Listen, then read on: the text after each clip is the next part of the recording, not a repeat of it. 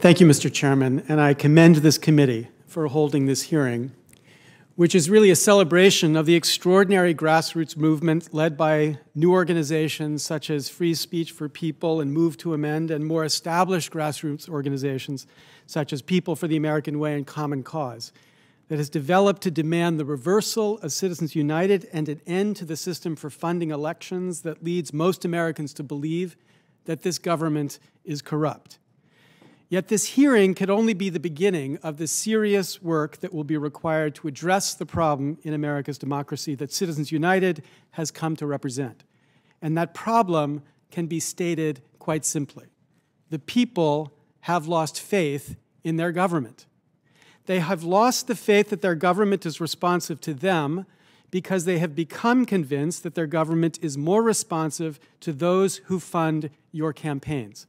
As all of you, Democrats, Republicans, and independents alike, find yourselves forced into a cycle of perpetual fundraising, you become, or at least most Americans believe you become, responsive to the will of the funders. Yet the funders are not the people. 0.26% of Americans give more than $200 in a congressional campaign. 0.05% give the maximum amount to any congressional candidate.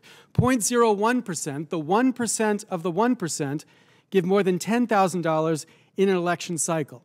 And in the current presidential election cycle, 0.000063%, that's 196 citizens, have funded 80% of the super PAC spending so far.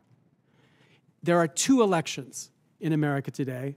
Not the primary and general election, but the money election and the voting election.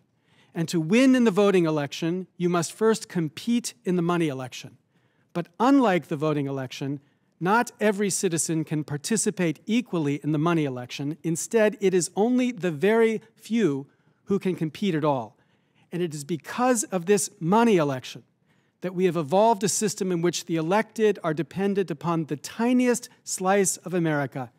Yet that tiny slice is in no way representative of the rest of America.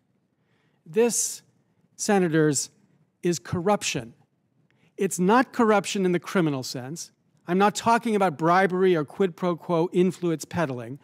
It is instead corruption in a sense that our framers would certainly and easily have recognized. They architected a government that in this branch at least, as Federalist 52 puts it, would be, quote, dependent upon the people alone. But you have evolved a government that is dependent upon the people and dependent upon the funders. And that different and conflicting dependence is a corruption of our framers' design, now made radically worse by the errors of Citizens United. But in responding to those errors, please do not lose sight of one critical fact. On January 20th, 2010, the day before Citizens United was decided, our democracy was already broken. Citizens United may have shot the body, but the body was already cold. And any response to Citizens United must also respond to that more fundamental corruption. Now, how you do that will be as important as what you do. For America's cynicism about this government, whether fair or not, is too profound to imagine that this Congress alone could craft a response that would earn the confidence of the American people. Instead, this Congress needs to find a process that could discover the right reforms that itself could earn the trust of the American people. That process should not be dominated by politicians or law professors, indeed, by any of the professional institutions of American government. It should be dominated instead by the people.